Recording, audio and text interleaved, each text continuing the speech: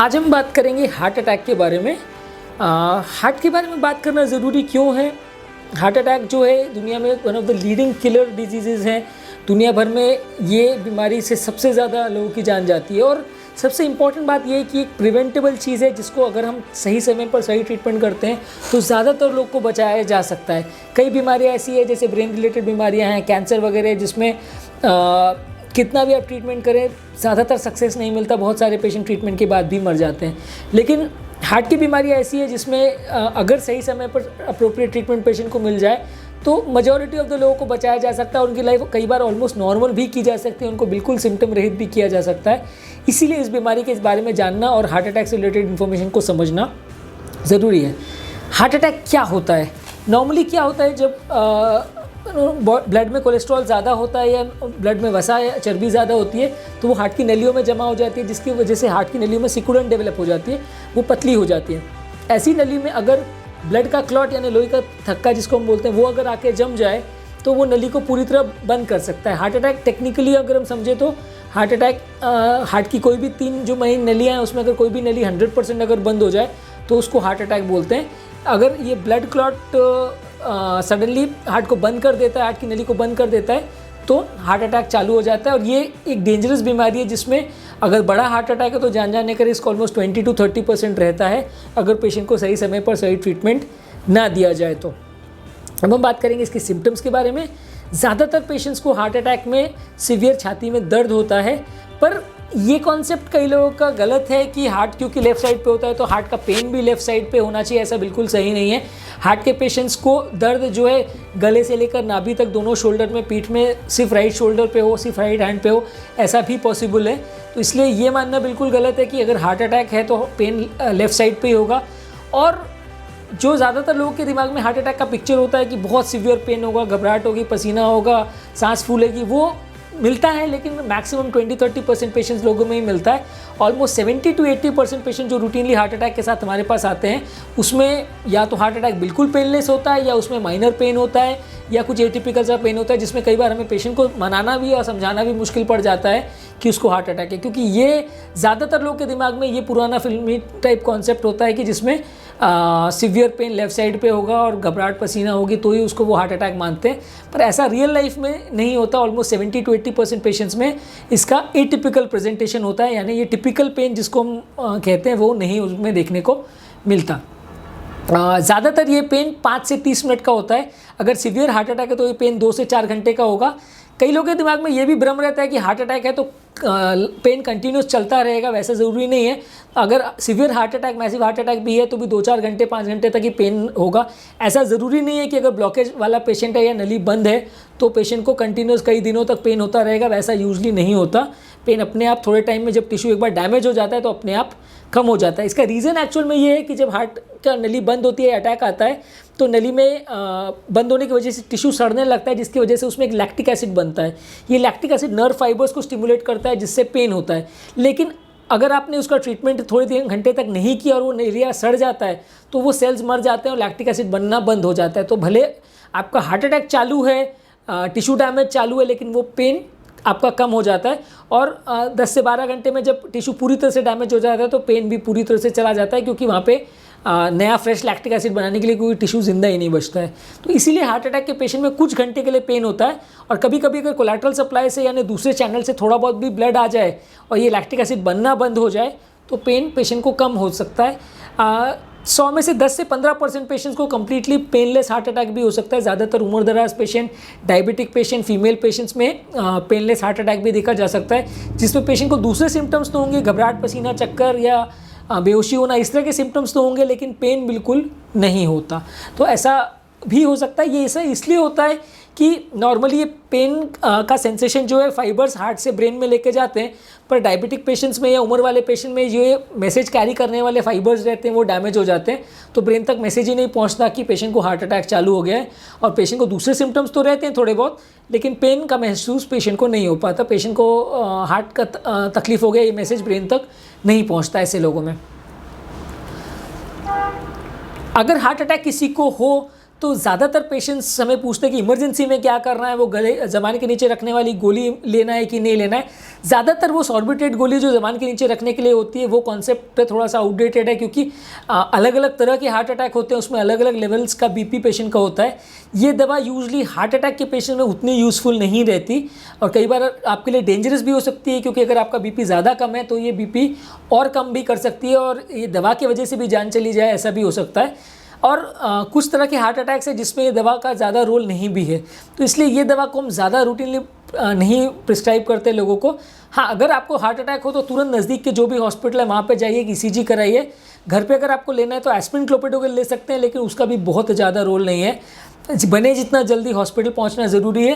Reason ये है कि हार्ट अटैक के पेशेंट में जैसे हार्ट अटैक चालू होता है, कई बार लोगों का गति हार्ट की कम ज़्यादा हो जाती है, धबकारा जिसको बोलते हैं, हार्ट का अनियमित हो जाता है और हार्ट कभी कभी बंद पड़ सकता है। इसमें आदमी की सडनली स्पॉट डेथ हो सकती है। तो अगर पेशेंट ऐसे टाइम पे हॉस्पिटल में होगा तो शॉक थेरेपी करके पेशेंट को वापस से बचाया जा सकता है।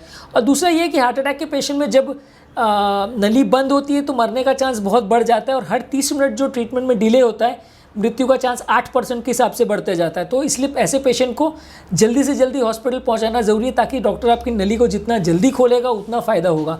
अगर वही पेशेंट को आप 6 से 12 घंटे के बाद हॉस्पिटल लेके जाते हैं तो ट्रीटमेंट से भी ज़्यादा फ़ायदा नहीं होता है। ऐसे पेशेंट में आपको ये भी नहीं देखना है कि रात का टाइम है या ऑड टाइम है, भी हॉस्पिटल में कोई नहीं मिलेगा।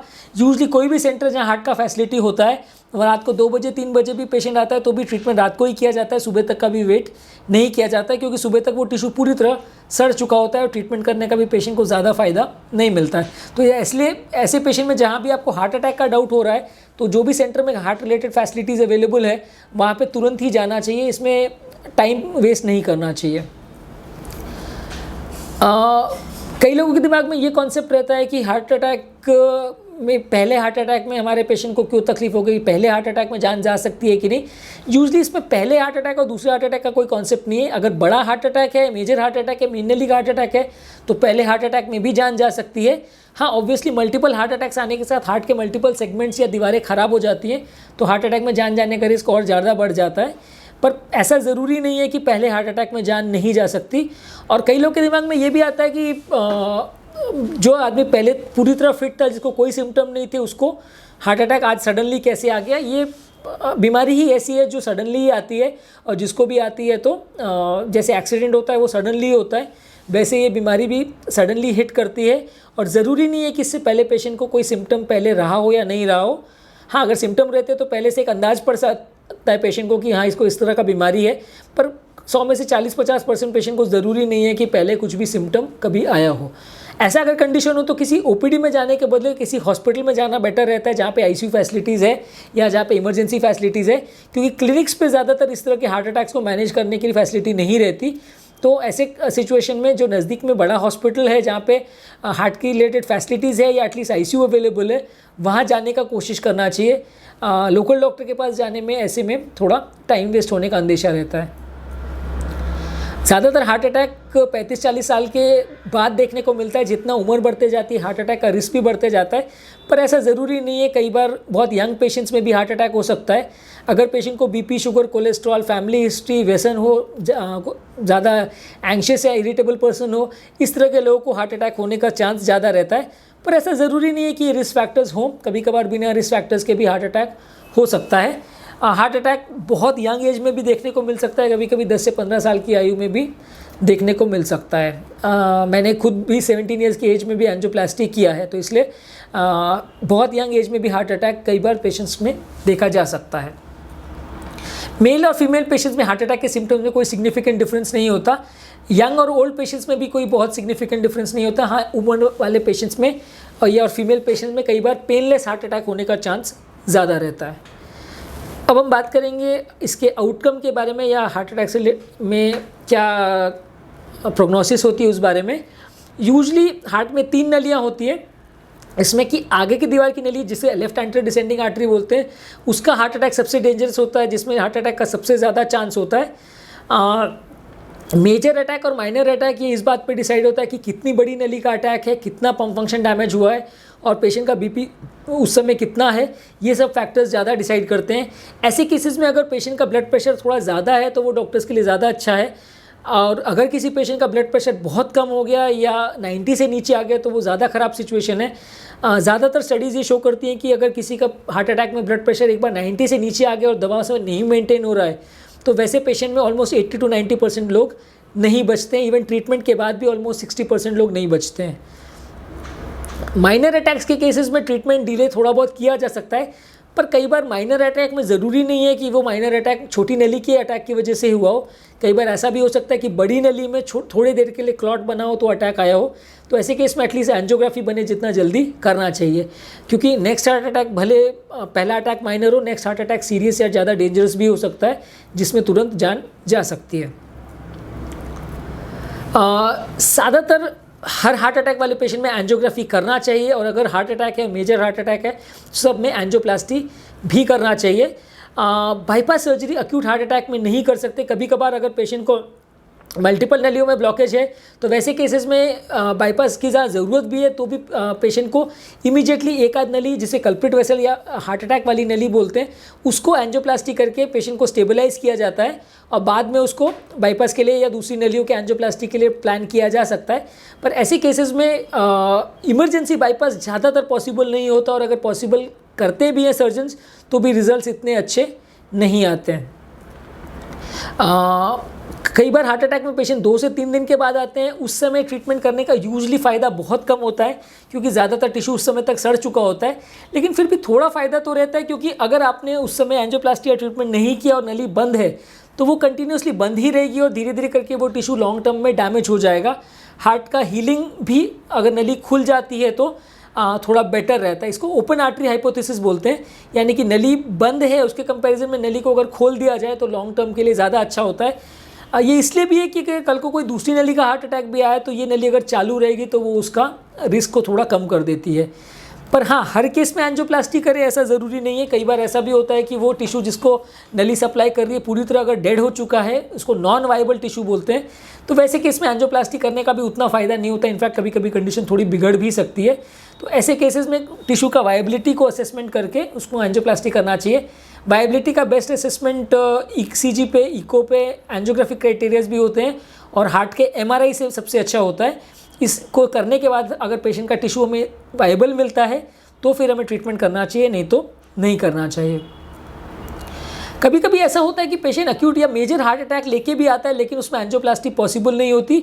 ऐसा इसलिए होता है कि या तो पेशेंट की कंडीशन बहुत ख़राब हो जाती है, लंग्स में पानी भरना चालू हो जाता है, या पेशेंट बहुत लेट आया होता है, या पेशेंट की टिश्यू काफ़ी हद तक ऑलरेडी डेड हो चुका है। तो वैसे केस में एंजियोप्लास्टी करने का फ़ायदा नहीं होता। कभी कभार किडनी का भी अगर प्रॉब्लम हो या एंजियोप्लास्टी बहुत कॉम्प्लिकेटेड हो तो ऐसे पेशेंट को भी हमें कई बार एंजियोप्लास्टी नहीं कर सकते हैं, दवा गोली के इलाज पे ही रखना पड़ता है। ज़्यादातर हार्ट अटैक के पेशेंट्स में मोर्टालिटी का चांस एटलीस्ट 20 to 30% रहता है। ये इन हार्ट का पंप फंक्शन कितना है, कितना बड़ा अटैक है, ये सब चीज़ों से डिसाइड होता है। इकोकार्डियोग्राफिक पैरामीटर जिसको एलवी इजेक्शन फ्रैक्शन बोलते हैं, उससे काफ़ी हद तक ये डिसाइड होता है। पेशेंट किस टाइम पर कितना जल्दी डॉक्टर के पास आता है, ये एक बहुत बड़ा डिसाइडिंग फैक्टर होता है, क्योंकि हार्ट अटैक के पेशेंट में हर 30 मिनट जो नली को खोलने में लेट होता है उसमें मृत्यु दर 8% के हिसाब से बढ़ते जाता है। और एक बार जो टिश्यू डेड हो गया उसको हम थोड़ा बहुत इम्प्रोवाइज़ कर सकते हैं, पर वो डेड टिश्यू को जिंदा नहीं कर सकते। कुछ टिश्यू हार्ट अटैक के पेशेंट में स्टंड हो जाता है, यानी कि एक अनकॉन्शियस फेज में एक तरह से चला जाता है। इसको स्टंड या हाइबरनेटिंग मायोकार्डियम बोलते हैं। एंजियोप्लास्टी करने में ये टिश्यू में जान आ सकती है और पंपिंग इंप्रूव हो सकता है, पर जो डेड टिश्यू है उसमें वापस जान नहीं आ सकती। लोगों को ये समझना ज़रूरी है कि एंजियोप्लास्टी करने से हार्ट अटैक के पेशेंट में मृत्यु दर 0 नहीं हो जाता। लोगों को लगता है कि हार्ट अटैक था, नली बंद थी, स्टेंट डाला, नली खुल गई, अब रिस्क 0 है। ऐसा नहीं होता है, क्योंकि नली जो पॉइंट पे आप खोलते हैं उसके बाद टिश्यू डैमेज नहीं होता, लेकिन उस पॉइंट से पहले तक जो टिश्यू डैमेज हो गया वो रिकवर नहीं कर सकते। और वो टिश्यू किसी में कम डैमेज होता है, किसी में ज़्यादा। अगर ज़्यादा डैमेज हो गया तो रिस्क भी रहता है। इवन सक्सेसफुल एंजियोप्लास्टी होने के बाद भी हार्ट अटैक के पेशेंट में 8 से 10% जितना मृत्यु दर हो सकता है। और ज़्यादातर इस तरह के पेशेंट में जो भी जान का खतरा होता है वो पहले 24 से 48 घंटे में ही ज़्यादा होता है। इस पीरियड में कभी कभी गति अनियमित होने की वजह से, स्टेंट में क्लॉटिंग होने की वजह से, दवा से ब्लीडिंग होने की वजह से, हार्ट के फटने की वजह से कभी कभी सडनली जान जा सकती है। हार्ट के पेशेंट्स में कई लोग ये भी बोलते हैं कि साहब हमारा पेशेंट तो आया था तब तो बात कर रहा था, अभी सडनली उसको क्या हो गया, वो अनकॉन्शियस क्यों हो गया, वो बेहोश क्यों हो गया, वेंटिलेटर पे क्यों चला गया। एक चीज़ लोगों को समझने की ज़रूरत है कि हार्ट के पेशेंट्स में पेशेंट बात कर रहा था या नहीं बात कर रहा था इसकी कोई वैल्यू नहीं है, क्योंकि ब्रेन में जब तक बीपी बिल्कुल ज़ीरो नहीं हो जाए और ब्रेन में थोड़ा बहुत भी ब्लड पहुंच रहा है तब तक आदमी बात भी करता रहेगा, लोगों को पहचानता भी रहेगा और खाना भी खाता रहेगा, लेकिन उसका ये मतलब नहीं है कि वो पेशेंट स्टेबल है। और हार्ट की बीमारियों में सबसे बड़ा प्रॉब्लम ही यही है कि आदमी जब डिटोरिएट करता है तो बहुत जल्दी डिटोरिएट करता है, विद इन सेकेंड्स आदमी बेहोश हो जाता है और विद इन मिनट्स आदमी की डेथ हो जाती है। तो इसलिए पेशेंट हमारा जब आया था तब वो चलते हुए आया था, वो बात करते हुए आया था, इसकी हार्ट अटैक के पेशेंट में कोई ज़्यादा वैल्यू नहीं है। ज़्यादातर मृत्यु का चांस जो है वो आपके ईसीजी पैटर्न पे, आपका बीपी पे, आपका इकोकार्डियोग्राफिक पैरामीटर्स पे, सैचुरेशन कितना है, ये सब चीज़ों पे डिसाइड होता है। आपके पेशेंट का बाहर से कैसा कंडीशन दिख रहा है उससे आप इसको असेसमेंट नहीं कर सकते। ज़्यादातर पेशेंट्स में अगर बहुत लो बीपी है तो फिर उसमें उस तरह के पेशेंट्स में मृत्यु दर बहुत ज़्यादा होता है। वैसे पेशेंट को बचा पाना काफ़ी केसेस में मुश्किल रहता है। हार्ट अटैक के पेशेंट में ज़्यादातर हमने डिस्कस किया कि बेस्ट ट्रीटमेंट एंजियोप्लास्टी है, लेकिन काफ़ी केसेस में या काफ़ी सेंटर्स में जहाँ एंजियोप्लास्टी की फैसिलिटी नहीं होती वहाँ एक खून पतला करने का स्ट्रॉन्ग इंजेक्शन देते हैं, इसको थ्रोम्बोलिटिक थेरेपी बोलते हैं। ये दो तरह का इंजेक्शन आता है, एक थोड़ा सा सस्ता आता है जो कि फर्स्ट जनरेशन थ्रोम्बोलिटिक थेरेपी है, उसका सक्सेस रेशियो 30 to 50% जैसा रहता है नली को खोलने में। और जो महंगा वाला थर्ड जनरेशन थेरेपी आता है रेटिप्लेस टेनेक्टिप्लेस के नाम से, ये इसका सक्सेस रेशियो लगभग 50 to 70% रहता है। पर ये सब इंजेक्शन नली को खाली टेम्पररीली ही खोल पाते हैं, परमानेंटली नहीं खोल पाते हैं, और उसके बाद भी एंजियोप्लास्टी तो ज़्यादातर लोग को करना ही पड़ता है, क्योंकि ये इंजेक्शन खाली ब्लड क्लॉट को डिसॉल्व कर सकते हैं, उसको ही घोल सकते हैं, पर नली का जो कोलेस्ट्रॉल ब्लॉकेज है उसको डिसॉल्व नहीं कर पाते और उसमें बार बार क्लॉट जमने से फिर से दोबारा अटैक आ सकता है। अगर किसी पेशेंट को हम इंजेक्शन देते हैं और उसमें अगर लाइसिस फेल हो जाता है, इसको फेल्ड लाइसिस बोलते हैं, तो विद इन 1 या 2 घंटे के अंदर पेशेंट को ऐसे सेंटर में शिफ्ट करना चाहिए जहाँ एंजियोप्लास्टी की फैसिलिटी हो। जितना लेट करते जाएंगे ट्रीटमेंट में उतना जान जाने का रिस्क बढ़ते जाता है। हाँ, अगर ये इंजेक्शन हमने दिया और सक्सेसफुल भी हो गया, नली खुल भी गई, पेशेंट का पेन कम भी हो गया, ईसीजी सेटल भी हो गया, तो भी अगले 24 से 48 घंटे में एंजियोप्लास्टी ज़्यादातर केस में करना ही पड़ता है, क्योंकि दोबारा हार्ट अटैक आने का चांस कम से कम 15 से 20% जैसा रहता है, और ये पहले 24 से 48 घंटे में ही सबसे ज़्यादा रिस्क रहता है कि दोबारा हार्ट अटैक पेशेंट को उसी नली में आ सकता है। एंजियोप्लास्टी जो है वो परमानेंट थेरेपी है, तो उसको करने के बाद दोबारा हार्ट अटैक आने का चांस 1 to 2% पर आ जाता है। ज़्यादातर लाइसिस होने के बाद ऑलमोस्ट 90 to 95% पेशेंट को एंजियोप्लास्टी लगती है। 5 से 10% केसेस में ऐसा होता है कि नली में ब्लॉकेज ज़्यादा ना हो, सिर्फ खाली कोलेस्ट्रॉल के बदले खाली ब्लड का क्लॉट ही भरा हुआ हो, वैसे केसेस में एंजियोप्लास्टी की ज़रूरत नहीं होती, क्योंकि ऐसे केस में वो इंजेक्शन से नली लगभग पूरी खुल जाती है, तो स्टेंट नहीं डाले तो काम चलता है। पर हाँ, वैसे पेशेंट में भी हार्ट की दवाएँ ज़रूर लाइफ टाइम चलेंगी, दवा बंद नहीं होगी।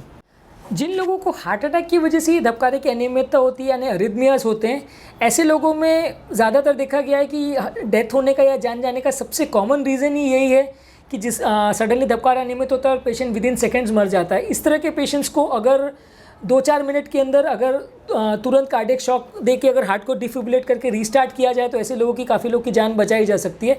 ज़्यादातर हार्ट अटैक के पेशेंट में मृत्यु का कारण यही होता है, और इसीलिए काफ़ी जगह शॉपिंग मॉल्स वगैरह में एक्सटर्नल डिफिब्रिलेटर सिस्टम्स वगैरह लगाए जाते थे कि अगर किसी को भी ऐसा धबकारे का प्रॉब्लम हो या अरिथमिया हो तो तुरंत उनको शॉक का फैसिलिटी अवेलेबल हो सके।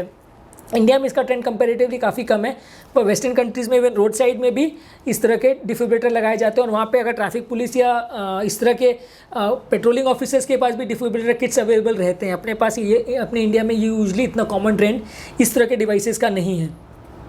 इस तरह के केसेस में अगर पेशेंट को अरिथमिया हो रहा है और धबकारा अनियमित हो गया है तो तुरंत कार्डियक मसाज चालू कर देना चाहिए और तुरंत एम्बुलेंस को कॉल करना चाहिए। एम्बुलेंस में ज़्यादातर ये डिफिब्रिलेशन का डिवाइस अवेलेबल रहता है और ऐसे पेशेंट को तुरंत शॉक किया जा सकता है। कुछ लोग ऐसा कहते हैं कि इस तरह के पेशेंट को छाती में जोर से एक थंप करना यानी एक जोर से मुक्का मारने से हार्ट को रीस्टार्ट किया जा सकता है। अगर डिफिब्रिलेटर अवेलेबल है तो ऐसा बिल्कुल नहीं करना चाहिए, क्योंकि ये थंप करने से एक पर्टिकुलर टाइम इंटरवल जो कि कुछ मिली सेकेंड्स का होता है यानी पीक ऑफ आर वेव जिसे कहते हैं, वहाँ पे ही अगर वो थंप आपने किया तो ही हार्ट को रीस्टार्ट कर सकते हैं।